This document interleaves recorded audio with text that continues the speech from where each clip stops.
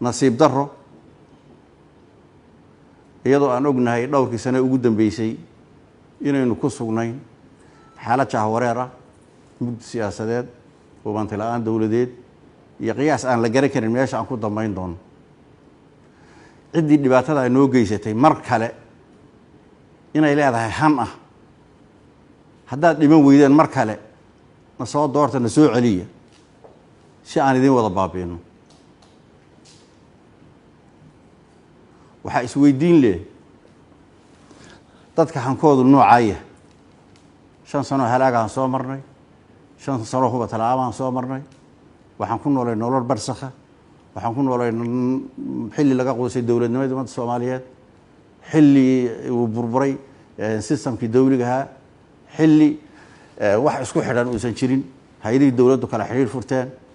dawlad goboleedyada dagaal la wada geliyay waxaan burbur qaran baa inagu dhacay ummadda waxa sameeynaysa ee maanta mar kale doonaysa inay dib isu soo diyaariso waxa fiican lahayd inay intay hortimaado ummadda hor yimaadaan ay fasiraan wixii dhacay muxuu ahaa maxay idinku kalifay miyay xanuunsanayeen oo caafimaad baa u kordhay macruur bay ahaayeen oo ayni baa u kordhay waa inay ka cudur daartaan wixii dhacay waa inay horta ummadda ay uga cudur daartaan ama ay qaataan mas'uuliyadeedii halkii loo baahnaa inay ummadda Soomaaliyeed dhibaatadii gaadhay uga tacsiyayaan raali gelin weydiistaan maanta mar kale inay yiraahdaan dib hana loo soo doorto runtii waa arrin aad iyo aad nasiib darro ah waxaan rajaynaynaa maalinta hadda soo socota oo ku aadan 15 May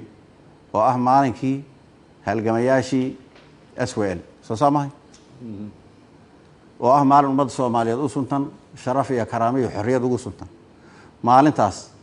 aan rajaynayno baarlamaanka ummadda Soomaaliyeed inuu xaqiijiyo in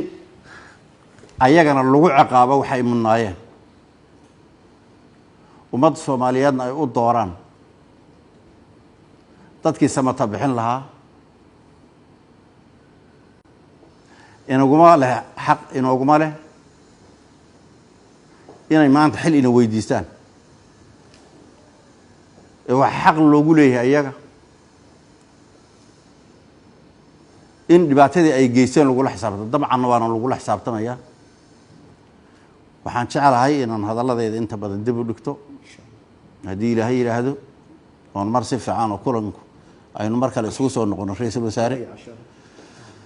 yaa rajaynaya mar kale waa idin mahad celinaya dhammaan idinka iyo shacbiga Soomaaliyeed iyo baarlamaanka iyo labadii soo gala waa idin mahad celinaya aad iyo aad baad u mahadsantihiin